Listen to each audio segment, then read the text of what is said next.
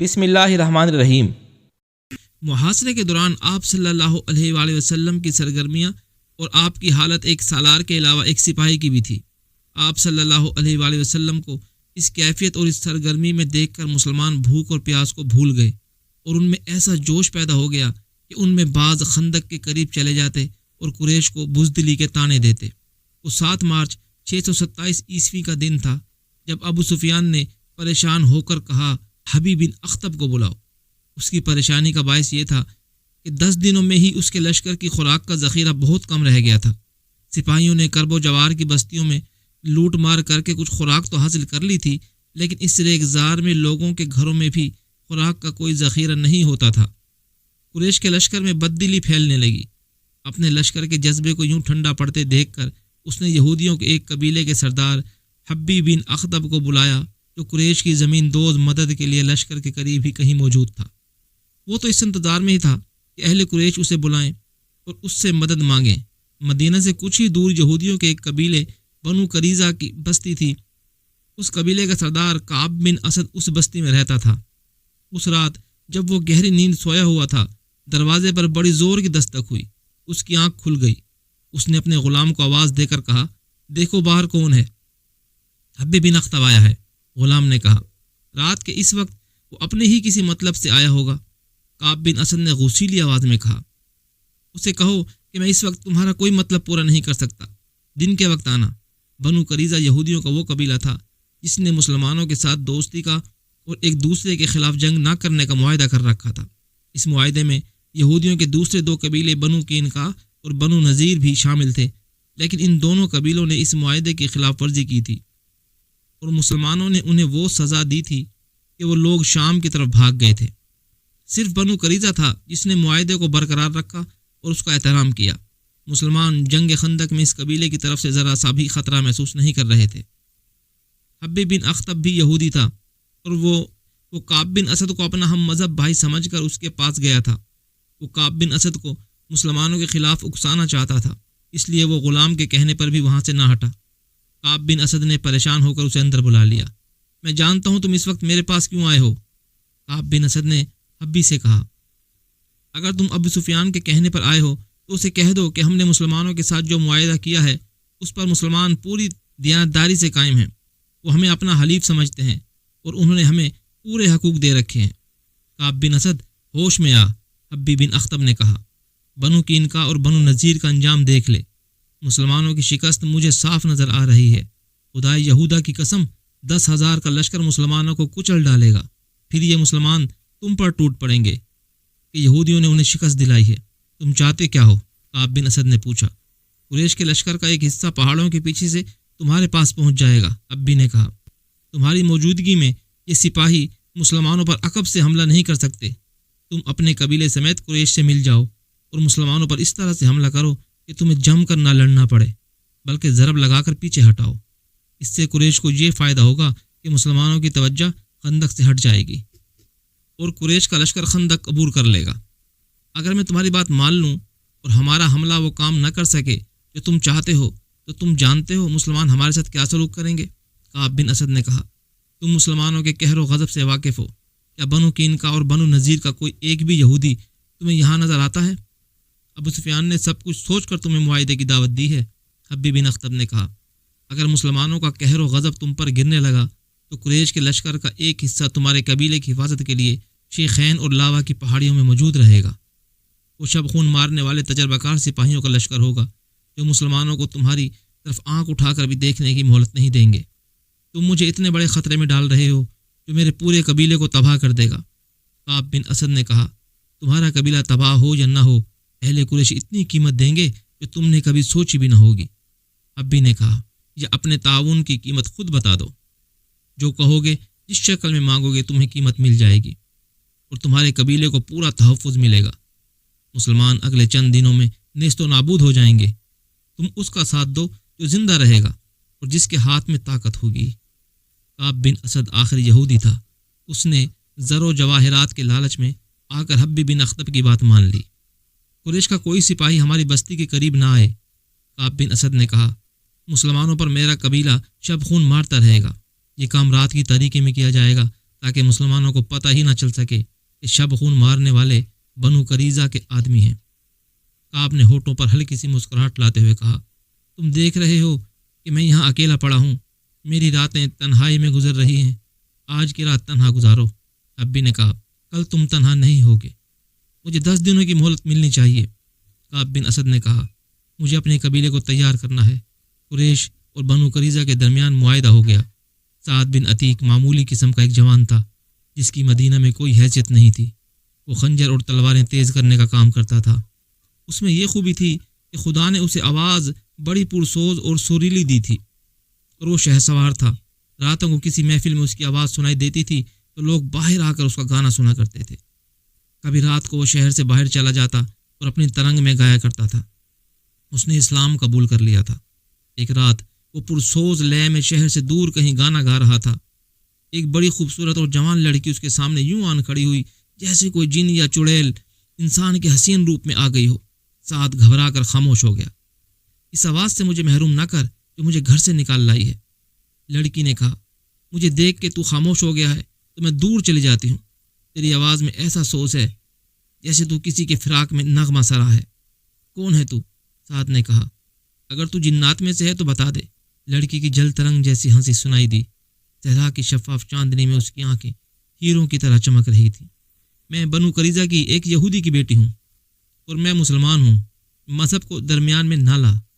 یہودن نے کہا، نغموں کا کوئی مذہب نہیں ہوتا، میں تیرے لیے نہیں تیرے نغمے اور تیری آواز کے لیے آئی ہوں۔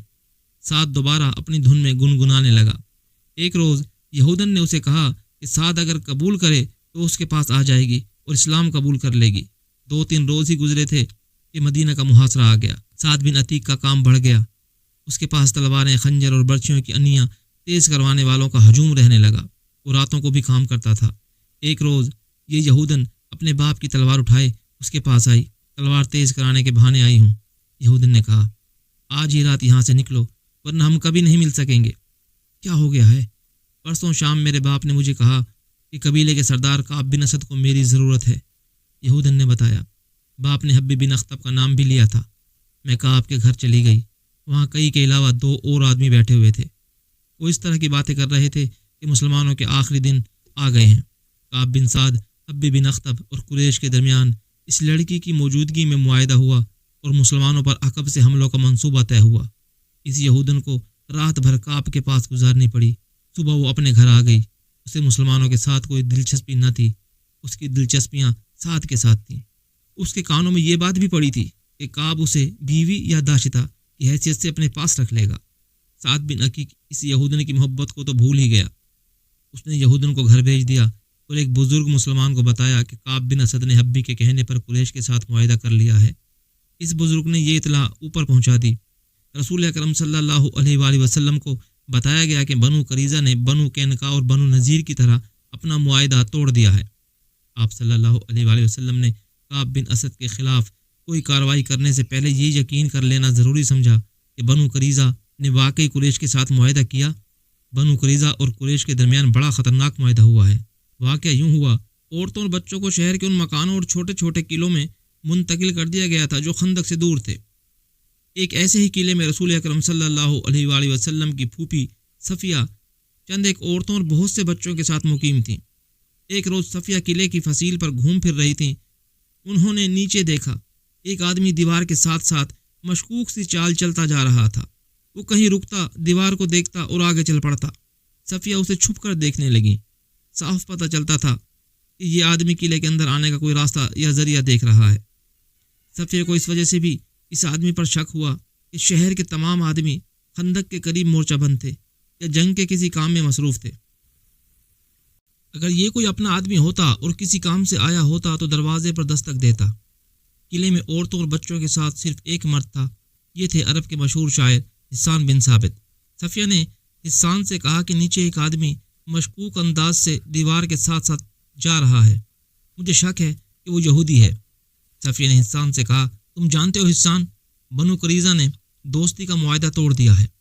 یہ شخص مجھے یہودیوں کا مخبر معلوم ہوتا ہے۔ بنو قریظہ ہم پر عقب سے حملہ کریں گے تاکہ ہمارے مردوں کی توجہ خندق کی طرف سے ہٹائی جائے اور وہ پیچھے آ جائیں۔ یہودیوں کے پاس ہمارے مردوں کو مورچوں سے نکال کر پیچھے لانے کا یہ طریقہ کارآمد ہوگا کہ وہ ان قلعوں پر حملہ شروع کر دیں جن میں عورتیں اور بچے ہیں۔ نیچے جاؤ حسان، اللہ تمہارا نگہبان ہو، اس شخص کو للکارو، اگر وہ واقعی یہودی ہو تو اسے قتل کر دو، خیال رکھنا کہ اس کے ہاتھ میں برچی ہے اور اس کے چوکے کے اندر تلوار بھی ہوگی۔ اے عظیم خاتون، حسان شاعر نے کہا، کیا آپ نہیں جانتی کہ میں بیمار ہوں؟ اگر مجھ میں ذرا سی طاقت بھی ہوتی تو اس وقت میں میدان جنگ میں ہوتا۔ مورخ ابن ہشام اور ابن قتیبہ نے لکھا ہے کہ عرب کے عظیم شاعر کا یہ جواب سن کر رسول اکرم صلی اللہ علیہ وآلہ وسلم کی پھوپھی صفیہ رضی اللہ تعالیٰ عنہ خود اس مشکوک آدمی کو پکڑنے یا مارنے کے لیے چل پڑیں، لیکن یہ نہ دیکھا کہ ایک مسلح مرد کے مقابلے میں جاتے ہوئے ان کے ہاتھ میں کون سا ہتھیار ہے۔ وہ جلدی میں جو ہتھیار لے کر گئیں وہ برچی نہیں تھی، وہ ایک ڈنڈا تھا۔ صفیہ دوڑتی ہوئی باہر نکلی اور اس مشکوک آدمی کے پیچھے جا رکی جو دیوار کے ساتھ کھڑا اوپر دیکھ رہا تھا۔ کون ہے تو؟ صفیہ نے اسے للکارا۔ مشکوک آدمی نے بدک کر پیچھے دیکھا۔ اگر وہ کسی غلط نیت سے نہ آیا ہوتا تو اس کا انداز کچھ اور ہوتا، مگر اس نے برچی تان لی۔ صفیہ نے اس کا چہرہ دیکھا تو کوئی شک نہ رہا، وہ یہودی تھا اور وہ بنو قریظہ کا ہی ہو سکتا تھا۔ اسے یقین تھا کہ ایک عورت، وہ بھی ایک ڈنڈے سے مسلح، اس کا کچھ نہیں بگاڑ سکے گی۔ تجھ پر خدا کی لعنت، صفیہ نے للکار کر کہا، کیا تو بنو قریظہ کا مخبر نہیں ہے؟ محمد صلی اللہ علیہ وآلہ وسلم کی پھوپھی، یہاں سے چلی جا۔ یہودی نے کہا، کیا تو میرے ہاتھوں مرنے آئی ہے؟ ہاں، میں بنو قریظہ کا آدمی ہوں، پھر تو یہاں سے زندہ نہیں جائے گا۔ یہودی نے کہکا لگایا اور بڑھ کر برچھی ماری۔ جس تیزی سے برچھی آئی تھی اس سے زیادہ تیزی سے صفیہ ایک طرف ہو گئیں۔ یہودی کا وار خالی گیا تو وہ سنبھل نہ سکا، وہ آگے کو جھکا اور اپنے بڑھتے ہوئے قدموں کو روک نہ سکا۔ صفیہ نے پوری طاقت سے اس کے سر پر ڈنڈا مارا۔ ایک عورت کے بازو میں خدا کا قہر آ گیا تھا۔ یہودی رک کر سیدھا ہوا لیکن اس کا سر ڈولنے لگا۔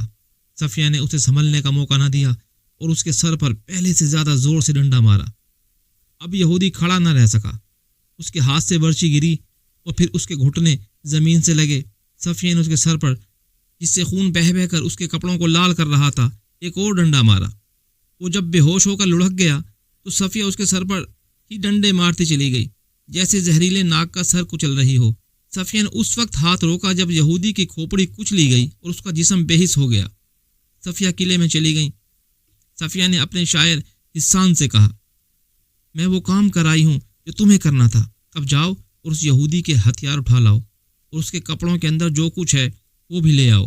میں عورت ہوں، کسی مرد کے کپڑوں کے اندر ہاتھ ڈالنا ایک عورت کے لیے مناسب نہیں۔ چاہو تو یہ مال غنیمت تم لے سکتے ہو، مجھے اس کی ضرورت نہیں۔ اللہ آپ کی عصمت و عفت کی حفاظت کرے۔ حسان نے شاعروں کی مسکراہٹ سے کہا، مال غنیمت کی ضرورت مجھے بھی نہیں ہے اور میں اپنے اندر اتنی توانائی محسوس نہیں کرتا کہ یہ کام انجام دے سکوں۔ مورخین لکھتے ہیں کہ یہ خبر رسول کریم صلی اللہ علیہ وآلہ وسلم تک پہنچی تو آپ صلی اللہ علیہ وآلہ وسلم کو پریشانی ہوئی۔ شہر میں خوراک کی کیفیت یہاں تک پہنچ گئی تھی کہ ہر فرد کو اس کی اصل ضرورت کی صرف 1/4 خوراک ملتی تھی۔ رسول کریم صلی اللہ علیہ وآلہ وسلم نے خدائے ذوالجلال سے مدد مانگی اور کوئی حکمت عملی سوچنے لگے۔ ادھر خندق کا محاذ سرگرم تھا۔ خالد کو اپنی اس وقت کی بے چینی اور بےتابی اچھی طرح یاد تھی۔ وہ خندق کے ساتھ ساتھ گھوڑا دوڑاتا اور کہیں سے خندق عبور کرنے کے طریقے سوچتا تھا۔ وہ مرد میدان تھا، لڑے بغیر واپس جانے کو اپنی توہین سمجھتا تھا، مگر وہاں لڑائی اس نوعیت کی ہو رہی تھی کہ قریش کے تیر انداز خاصی تعداد میں خندق کے اس مقام پر قریب آتے جہاں مسلمان مورچہ بند تھے۔ یہ صلاح کی پہاڑی تھی۔ تیر انداز مسلمانوں پر تیر برساتے، مسلمان جوابی تیر اندازی کرتے۔ کبھی قریش کا کوئی تیر انداز جیش کسی اور جگہ گشتی سنتریوں پر تیر چلاتا، مگر مسلمانوں کا جیش فوراً پہنچ جاتا۔ رات کو مسلمان خندق پر سنتریوں کی تعداد میں اضافہ کر دیتے تھے اور قریش خندق سے دور پیچھے خیمہ گاہ میں چلے جاتے تھے۔